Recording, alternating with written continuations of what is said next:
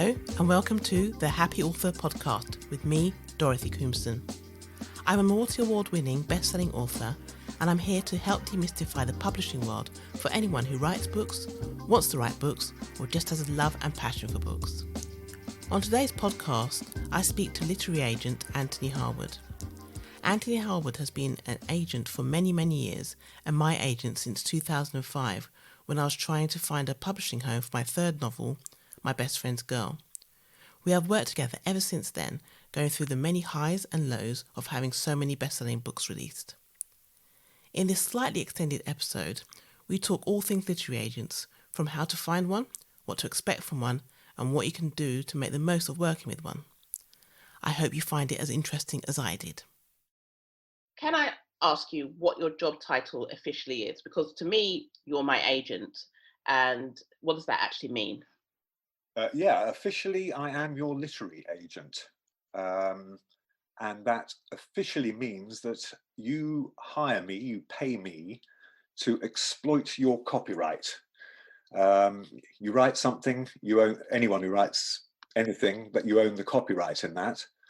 And my job is to maximize the value of the copyright. In other words, sell your book in every possible way we can sell it, whether it's to different countries in translation, to film, to television, to audio. And that's the basic bit of the job, the sort of commercial exploitation of copyright. But of course, there's the support side and the editorial side of the relationship. So it's not just business contracts and money, although that's obviously a crucial part of it. The agent is absolutely on the author's side, on your side. And I think when people sometimes say to me, oh, I see you're like the middleman between the publisher and the agent, and that's absolutely not true. I'm not in the middle, although you could say I'm in the middle because I communicate from you to the publisher and back and the other way around, but I'm absolutely on your side. So you're basically, you say the things that I don't have to, basically. That's what kind of part of what I pay you for, isn't it? Well, yeah, and I think most of us find maybe a little awkward or embarrassed if we have to ask for a pay rise or more money or just make an excuse about being late for work. But if someone else is doing it for you, that's obviously a really nice thing. I mean, it wouldn't be lovely if we all had like life agents who did all the stuff for us. But from our point of view, in publishing and writing books, yes, the agent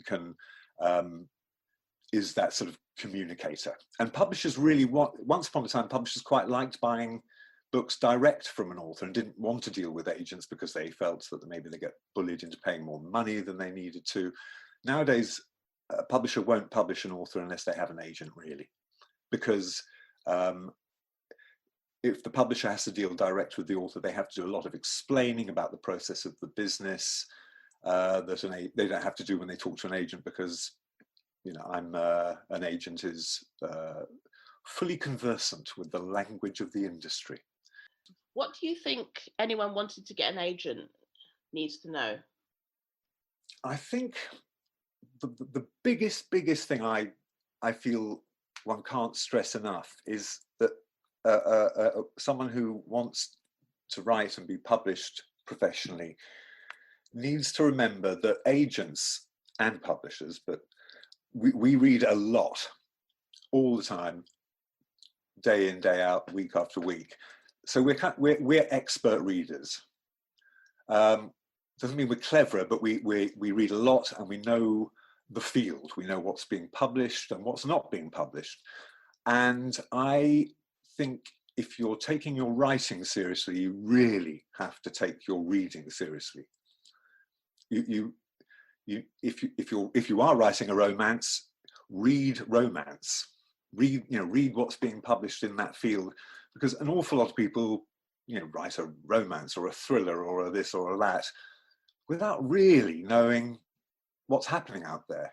But agents and publishers know immediately what's going on, and if it's out of sync with what's happening, if you think you've come up with an incredibly good idea for a science fiction novel but don't read science fiction, you won't know that 50 books like that are published and they won't want any more. You know what I mean? Yeah, absolutely. That's the thing I say to people: read all the time, and read in the genre you want to write in, but also other books, because you need to know what's been published, what's out there, Yeah. and what people are doing and what people aren't doing as well. It's really about being engaged with the industry, isn't it? Yes. Being engaged with writing and reading. And a lot of people aren't.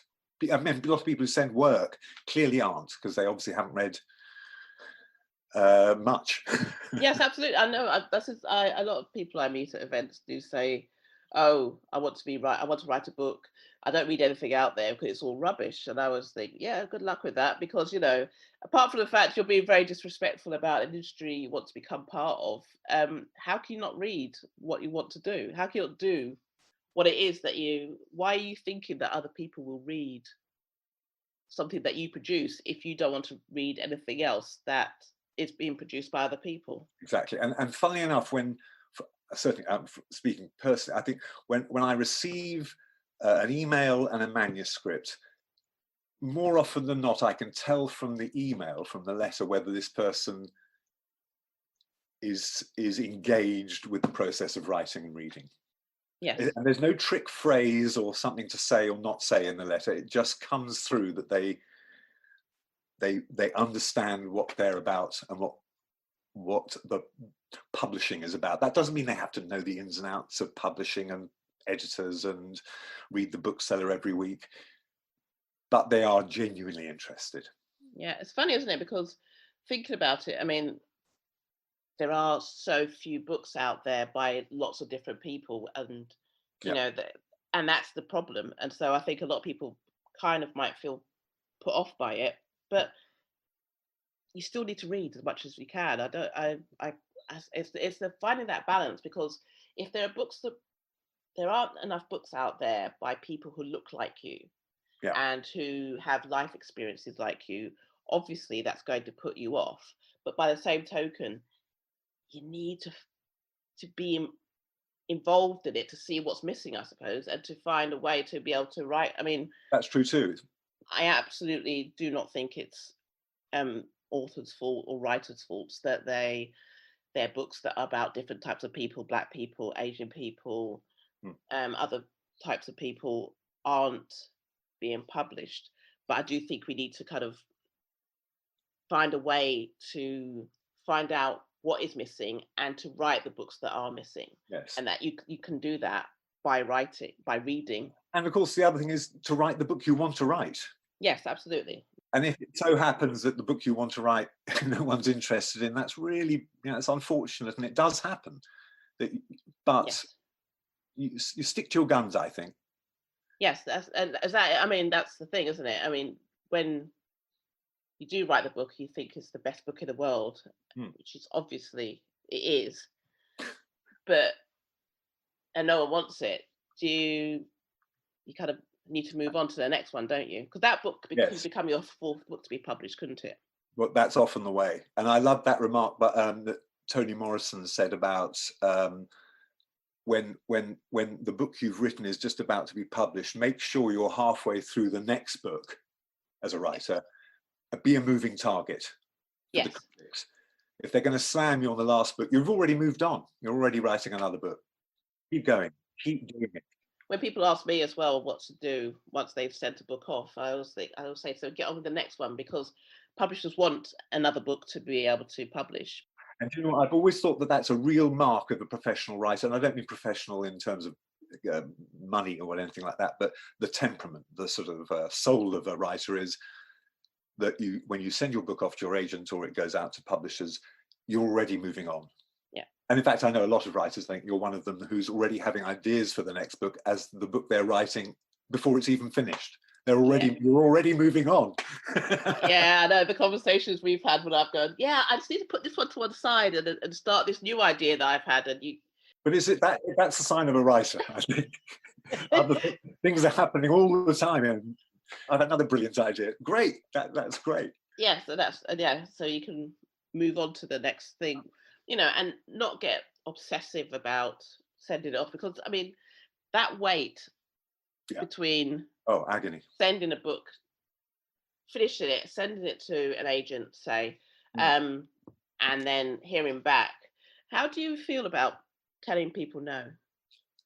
Uh, I don't enjoy saying no to anyone, but agents and publishers get it wrong all the time, every time. And the biggest books, the best books, are rarely seen coming by any of us. They nearly always take us by surprise. So I kind of think, from a writer's point of view, a no from an agent and a publisher, so what? Yeah. Someone will, someone, if it's any good, will say yes and sucks boo. Yeah. And I would never say, in saying no, I would, you hear these terrible stories about the letters or emails that an aspiring writer receives from an agent or whatever. I would never say, you can't write, give it up. Yeah. Don't do this. I say, I don't, it's not for me. I didn't love it. Yeah, that's the thing, isn't it? And I fully expect to turn down the next whatever, the guy next who's Dorothy Coombs, yeah, exactly, the next Dorothy Coombs. Exactly, because it happens all the time. So what do you look for people you in a person who you're willing to represent? Yeah. Well, apart that letter that just speaks to you straight away about someone, it speaks to me straight away that someone here has really thought about what they're doing, and so there's a good feel about where they're coming from. It's all down to the book, the writing. Yeah. And you either click with it and you feel that tingle of excitement as you start reading, and you think, oh wow, this person can really do it. I love this. And that's really all that matters. Yeah, it doesn't have to be perfect though, does it? This is Not what at I all. was. No. That's the thing, and I think that's what a lot of people, particularly Black authors, feel, that their book has to be perfect, and then that's why they get caught up in this. Oh, I might need a mentor, or I might need to go on a writing scheme. Some people do, but Sure. you don't have to have a 100% perfect book, do you? Absolutely no. And I think agents are very used to reading material that's quite rough. Yeah. Raw. I mean, which doesn't mean you can send it out knowing it needs lots of work. You don't send out some scraps. Obviously, you want to send it out feeling that you have done the best job you could possibly do on it. From our point of view, no, it doesn't matter if it's not perfect. If you want to do a writing course and it gives you confidence, that's great, but you probably don't need it. Yes, and that's the thing. That's what I mean. It's trying to get across to people that you just need to make it as good as possible, rather than thinking it has to be absolutely perfect. And what's absolutely perfect? There is no exactly. And also, there'll be things in it that you can't see. Because I mean, when I send you a book and I send it to my editor, there's always something that both of you come back with, different things that I hadn't thought of, that I haven't seen from being so close to it. I think yes, that's an important point too, isn't it? Because between you, Dorothy, and your reader, there aren't a lot of people who will read what you've written and say, are you sure about, I didn't understand this, or why did she suddenly do that, or it didn't make sense, or whatever. There's me, your editor, and possibly one or two other people in the publishing house who may come back to you. They probably won't. It's probably two people between you and the bookshelf. Yeah, exactly. And you do need those two people, don't you? You might have missed something. Yes, exactly. And that's it. I mean, obviously I'm perfect, so very rarely is. Yeah. No, and you're right.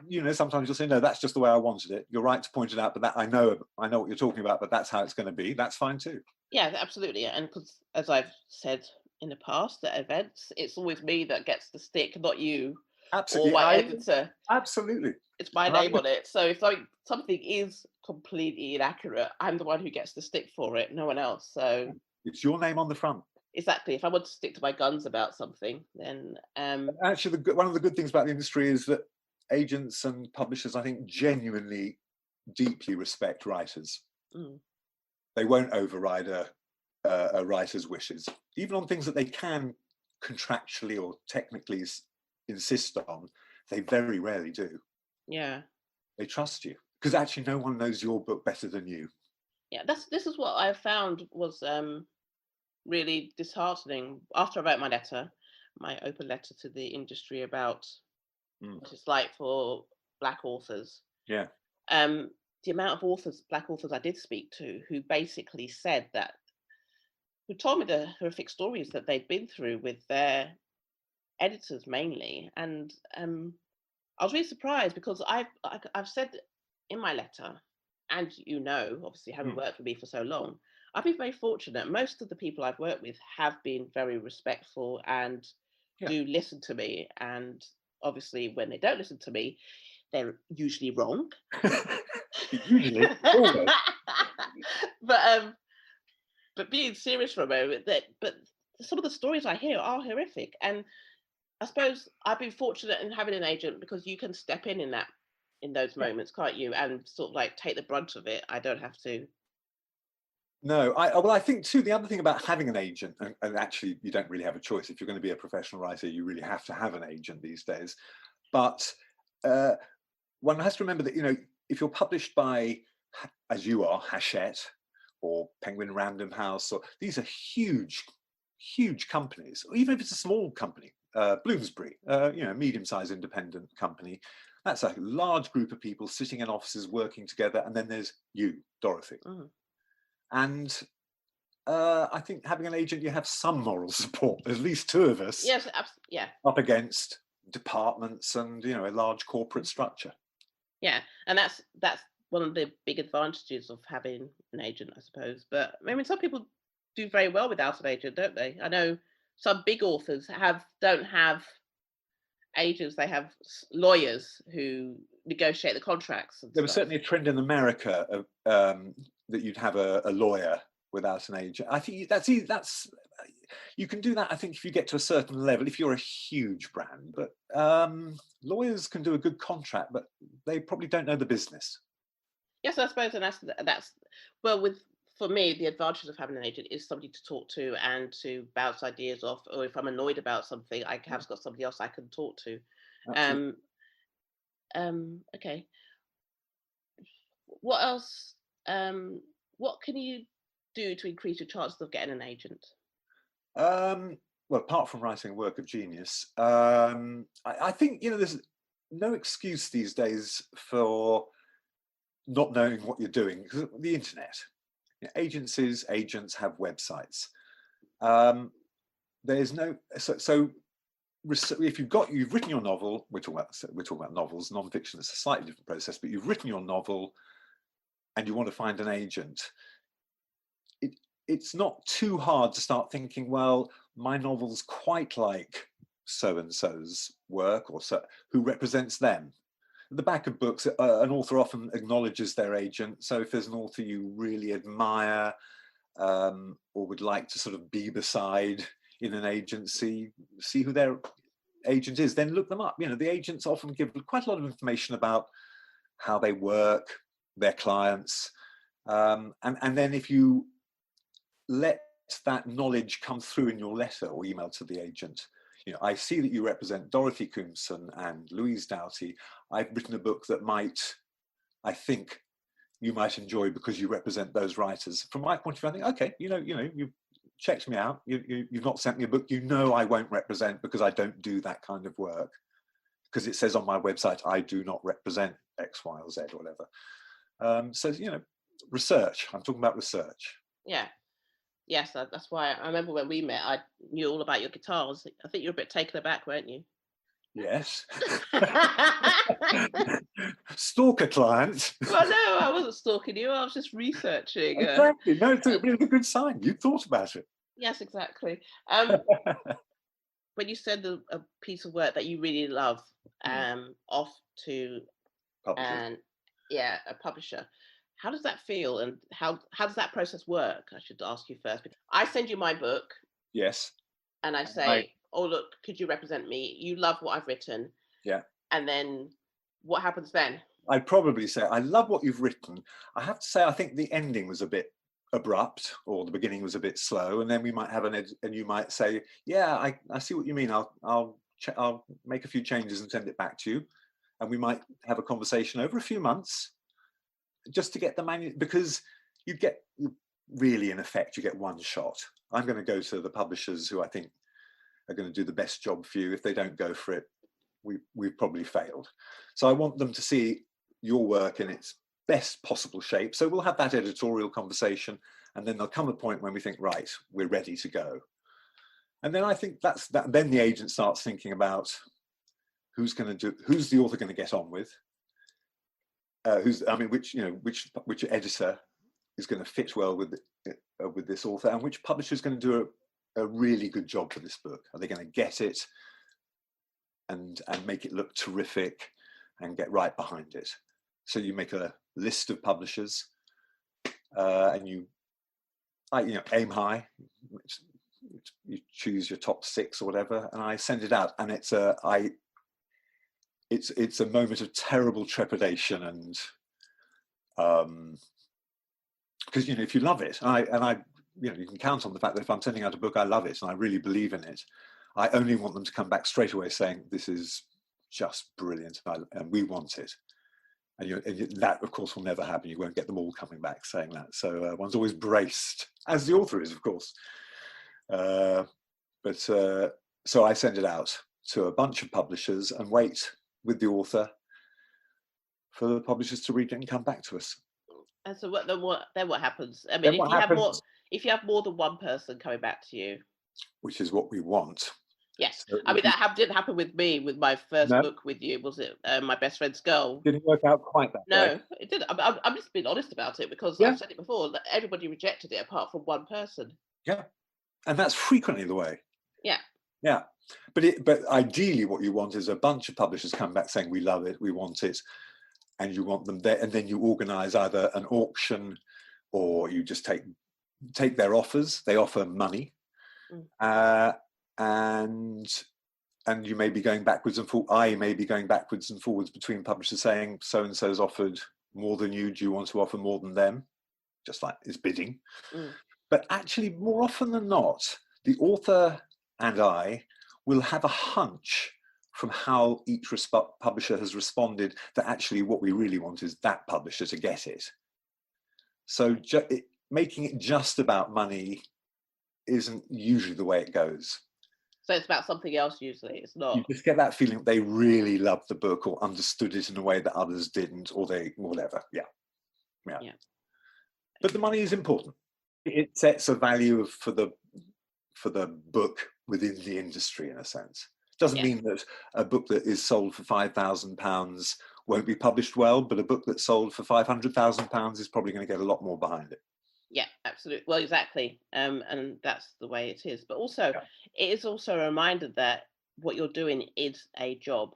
Yes, it's a creative job and it is an artistic job, and books are art. I do feel like books are art, but also publishing is an industry. It's a business. And so they are publishing your book thinking that it's going to make them money or win awards or add some prestige to their list. Once you have let go of your book and it's gone to me, your agent, and then on to publishers, it stops being yours then, doesn't it? Just yours, I mean. Yeah, just mine, yeah. I've never given up my books. They're my what babies. I mean, but it becomes a huge number of people's concern. Yeah, absolutely. Other people are worried about it. And it's a business, Yeah. When everybody says no, how do you navigate that with the author? I mean, I don't think there is a way of navigating. It's terribly disappointing. And the truth is that, I have sold books 2 or 3 years after sending it out for the first time because publishing shifts, editors move and change jobs, and suddenly you suddenly think, oh, I could try sending that book that we didn't sell last year to this new editor, and it works sometimes, but that's rare. It's a terrible disappointment. Yeah. So do you encourage that person to, like I said just before, do you encourage that person to get on with the next? Absolutely. If you're going to try it once and give up if it doesn't work, well, that's fine. I'm not going to judge that, but that's probably not going to work out long term. There's always going to be disappointments and knockbacks. Yeah. And I don't mean this sounds like, I don't mean this as unkindly as it sounds, but if you can't take it, don't do it. If you can't take the sort of terrible disappointments and knockbacks, it's not the job for you, because it's going to be tough. It is a bumpy road. It is a bumpy road, and being an author in it, you kind of get most of the bumps, don't you? I mean, publishers, you pay the price. Exactly, are insulated a lot of it because they have so many other people they can focus on. Absolutely, they move on. Your book is one of 30 in a month. Exactly. So other people can almost weather the storm for them. Other books will do well, where if yours doesn't. Absolutely, it's your career, but for them, it's. I mean, of course, it does matter to them, but not as, of course, it nearly absolutely matters, as much. Yes, no, absolutely. That's the thing. That's Yeah. the problem, and the difference is that it means everything to you. It means something to them. It's not everything to them.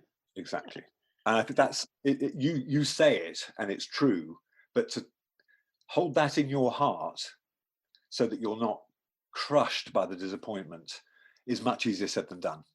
No, I've been on that road, and I know. And Me too. I get depressed. I know, exactly. You kind of, it is, that's part of why I wanted to start this podcast. I wanted to give people a realistic idea of what it's like to be an author, and be a best-selling author. And sometimes your books do well, and sometimes they don't, and it's very easy for this conversation to get quite doomy and gloomy. Most authors don't make much money. It's tough. You work alone, isolated. The best most books are published to deafening indifference, etc., etc. But against that, the industry not only depends on your talent as a writer, but it craves it. They really, really want you if you can write. Yes. And there is a joy in there. Yes. And people who work in publishing, they didn't go into publishing to make money. It's not what advertising once was or whatever. People go into publishing because they like books and publishing, generally speaking. Yes, absolutely. They want books to do well. They want people to read the books. But it is, again, it is a business, so we've got to balance that in our heads, and also, but the main balancing act is you're going to feel it a lot more than the publisher's going to feel it, and that's why you need to kind of build yourself up, be resilient, I suppose, and to get on with the next one, so that it's a leap of faith, isn't it? To be a writer is a leap of faith. Yeah, and it's really hard. It can be really heartbreaking and really disappointing, but also wonderful. I mean, there's no other feeling than walking to a bookshop and seeing your book on the shelves, or seeing it online, or getting an email from somebody who's loved your book. And I sometimes see, someone who's tweeted you and has obviously really loved and taken something important away from a book you've written, and it makes me kind of tearful with joy. Yes, and did you meet somebody at the airport who told you, represented me, and said, "Oh, I love her books"? Yeah. Oh yeah, she had a copy of your book. I was getting her foreign currency at the airport, and she had a copy of one of your books. And I said, "Oh, I know her. I'm her agent." And she kind of started screaming hysterically with joy. It's one of the happiest moments of my life. Because it's, that thing when you, like with friends, you say, have you seen that show or that film or read that book? And they say, yeah, I loved it. And that shared passion, yeah, I love it too. It's that thrill. Yeah, absolutely. And I think publishers also feel that. For all it is an industry, it is a big business, blah blah blah. But they want that we all want that shared. This is fabulous feeling. Yes, and that's one of the things I'm very fortunate to have. What do you think an author could do to improve their working life? I don't know. I think it's tough mixing in, figuring out a way to write within a normal life. You may have a day job, you may have kids, you may have all sorts of obligations, and writing time is hard to come by. Some people get up very early in the morning and write before they go to work, or when they get back from work, or maybe during the working day if no one can see what's on your screen. But that's really hard. I think the challenge is that peace of mind, isn't it? What we've just been talking about, that not being crushed. Yeah. I mean, obviously, if things go great, you're not going to be, there's joy there too. But so that can be distracting. Yeah. Big success, yes, absolutely. Sudden success can be you can knock someone off course, and that's an issue in itself. But I remember saying to a few people actually, that not to get too caught up in the whole success, because what can happen next is that you're kind of frozen because you want to replicate that success again. Yeah. but you can't. Also, And so, and of course, you get sucked into that sort of treadmill of promotion and events, and you could spend a year or two just doing that and not writing. yes, And that's yes. right. The job is writing, isn't it? So what do you think an author could do to improve the relationship between them and an agent? Because it's so hard. I have had an agent before, Yeah. and we didn't agree on what I should do next. So I decided to move on. But I'm interested there. You say that we didn't agree about what you should do next. That just seems to me that's extraordinary. That an agent would say, no, I don't want you to do that next. I want you to do this next. I think I've heard other people, their agents have said that. My agent, the first one I had, she didn't want me to move on or to think about moving on from the publisher I was with. And I wanted to see if there was anything else out there.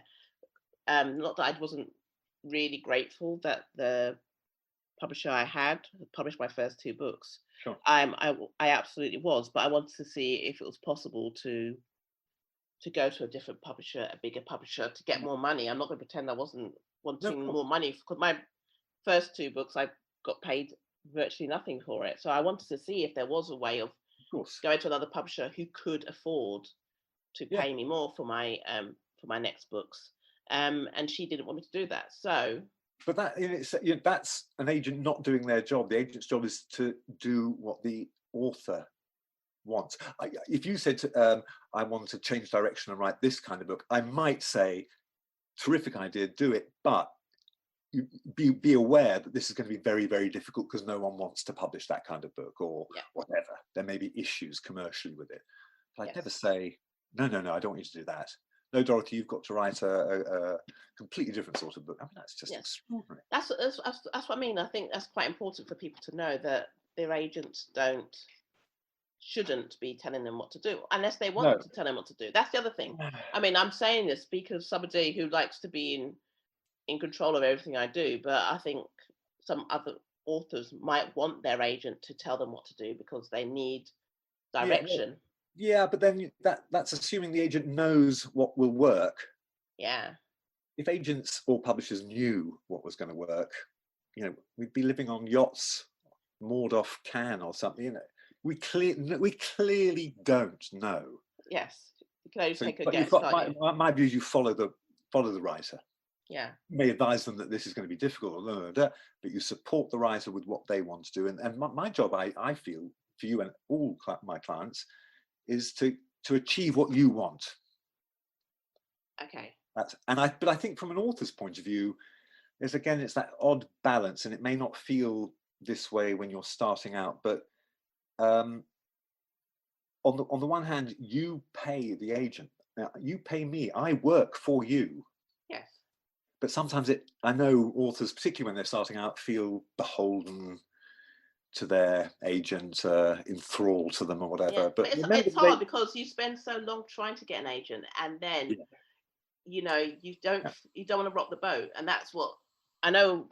But agents are thinking the same thing too. Once with a client, you don't want to do anything to rock the boat. I don't want you to leave. Yes, exactly. This is when I did have some success. I think it was when Marshmallows for Breakfast was published, so that's the fourth book.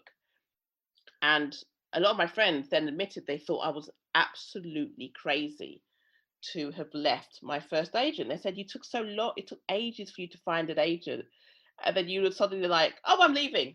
And then suddenly you went, oh, I'm leaving my publisher as well. They said, you took so long. And they thought I was mad. And I think a lot of people feel like, that it takes so ages to find an agent, and you get so many rejections that when you do find someone who likes to work, you get into this.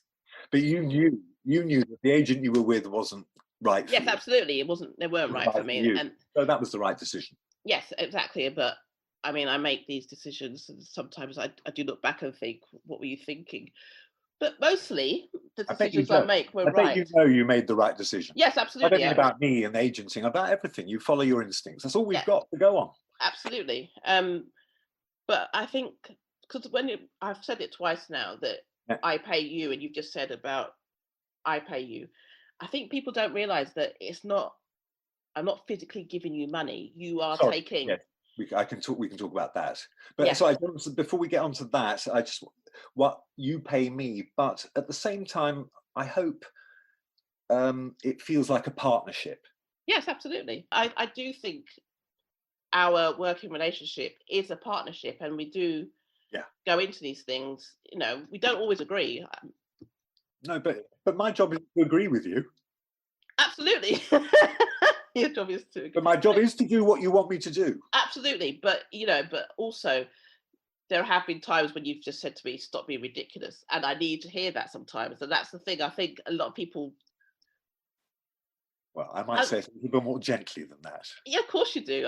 What I'm saying, but I hear "stop being ridiculous" because that's how I need to hear it. Good, To stop being ridiculous. You need someone oi, to. oi. You need somebody to pull you back from the edge, don't you? Yeah. I mean, and I'm very fortunate. I have people in my life who will do that for me, and they're not being horrible, but they are basically telling me, you're going too close to the edge. You need to kind of come back, and they do it in a nice way mostly.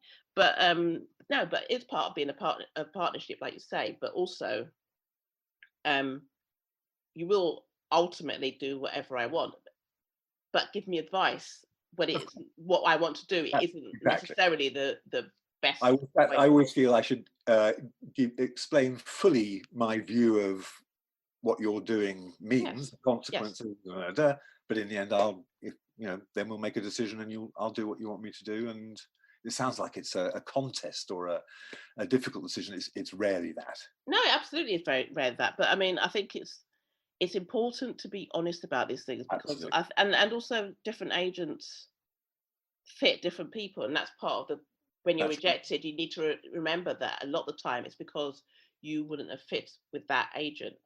Because I know lots of people who are with my old agent and they have a fantastic working relationship. So then their books have done very well and they suit them, but they don't necessarily suit me and who I am and who I need to work with and how I need to work. There are tons and tons of it. There are almost more agents out there than authors, I think, sometimes. There are loads of agents out there, and you'll click with some and not others, and that's fine. Yeah, and that's what I've said to people as well in the past. Sometimes you need to walk away from that person because, yes, it's an agent that, you will have an agent, but will you have the right agent, the person who's going to help you with your career along the way? Yeah. Well, that's where your instinct and gut reaction comes in at the beginning, isn't it? You think, I think this is going to be all right. If it's not, change it. Yes, absolutely. And walk away. And on the money front, yes, you're right. Sorry, I've said several times referred to authors paying agents. It's not obviously done quite like that. We don't send bills, but agents take commission on every deal we do for an author. So it's just 15, 20%, depends on what sort of deal it is. So when money comes into the agent from a publisher or a film company, I take off my commission and send you the rest. That's how I'm paid. So if you sell a book for £1,000, I only get 150, and so on. And that's why it's, for an agent, they need to get you the best deal possible because that's how they get paid. But also, you don't charge people to read their stuff, because I've heard of people, agents in inverted commas, charging people to read their stuff because apparently it takes the time, and it's quite a big little industry. There's a sort of big dark industry out there making money from people who are wanting to be writers and feel they need a lot of advice and mentoring and editorial work before they approach an agent or whatever. And you see those firms offering editorial opinions for quite a lot of money. Yes, absolutely. Quite shocking sums. You should never, ever pay an agent to read your book. I mean, if you go to a freelance editor, and there are freelance editorial services, that's completely different. That's very different to an agent charging you to read their, because an agent gets paid when you get paid, essentially. They get paid when you get paid. So that's why they're working so hard for you. So you don't pay them up front for anything. Absolutely. And before they've signed a contract with them. We don't sign contracts, as I don't, and a lot of agents don't actually sign a contract with the author. It's sort of actually unnecessary. It's a handshake initially. It's to do with the sort of relationship, but we are legally bound on the contracts we do. When I make a contract for you, there is language in there that makes us legally bound, but only on that contract. Yes. So I don't sign up literally the writers that I represent. We agree to work with each other, and that's all it takes. But do you mean if a writer who's thinking about being represented by me got in touch with my other clients to ask? I don't mind. I would hope that my clients are happy if they're not. Otherwise, they shouldn't be on the list. Well, exactly. This is why I found it. I mean, this is what it was like a raging conversation on social media for a while about this, and one of the agents getting really annoyed that people would dare to ask other people what they would like to work with. Before it's bizarre, isn't it? But I just wanted to make it clear to anyone listening that if someone gets upset about that, then you may need to wonder about why. Yeah. Also, I suppose you need to think about who you've asked and why. So if someone suddenly is really rude about an agent, are they not, why is that? Could that be because they've fallen out or were rejected by them? But if it's something, we can all make those judgments. Another point about looking for an agent and finding an agent is I do think one should, if you're starting out as a writer, you should meet a bunch of agents if you're lucky enough to get that kind of interest. Yeah. If you can, you send it out to a bunch of agents, and if a few of them are interested, meet them all, go and have a coffee in their office or whatever. It's all Zoom now, isn't it? It's all virtual now. Yeah. Oh yeah, coffee in the office. That's an old-fashioned thing to say, isn't it? that. Remember those days? Oh, Try not to feel so intimidated. If you have got more than one agent involved, interested, do try and meet them, as I suppose that's what you're saying. And also, look at who else they represent and look at what else they've done and the things they've done and said, because social media is great for that, because you can find out all sorts of things about people. Exactly. Also, but we meet people, we all sort of meet people, well, we used to before the virus, and we all make we get a tickle off someone, don't you? Yes, I really like this person, or not so much. Yeah. And agents don't offer money. It's not like publishers who might say, we'll offer more than Penguin did to, in the end, if you've got two agents interested, there's nothing either of the agents can offer you other than themselves. Yes, and the work that they can do and what they can possibly but I can't send you with a check. Yes. So what do you think makes a happy author? Communication. Agent and publisher keeping in touch. I think agents and publishers we are all guilty, of forgetting that the author is sitting there at home without a colleague or colleagues, and silence is a killer, isn't it? If you're not hearing anything, you're assuming nothing's happening, no one's interested, they're not thinking about you, they're not doing their jobs. And I think keeping in touch is going to keep most of us happy. I don't mean not in a silly way. Not in a ridiculous way. Not like me, who has to email everybody every day. I don't do that at all. You're very good at all this. Yeah, well, I like to hear that. Thank you very much. But is so there is your anything else? Publisher, for the record. So my publishers are great, and so is my agent, obviously. Is there anything else you think authors should know? No, I don't think there are any sort of secrets or little bits of arcane knowledge that would make all the difference. Stick to your guns. Remember that it's all about you. The industry rests on you. And it's your name on the front of the book. And when the agent and the editor are long gone, your name lives on forever on the front of that book. Well, that's a great way to end this podcast. It's been lovely talking to you today. Complete pleasure, Dorothy. Thanks for joining me, Dorothy Coomson, on today's Happy Author podcast. I hope you found my chat with Antony Harwood, literary agent, as informative and as fun as I did. Keep writing, keep reading, keep happy. Talk to you soon. Bye.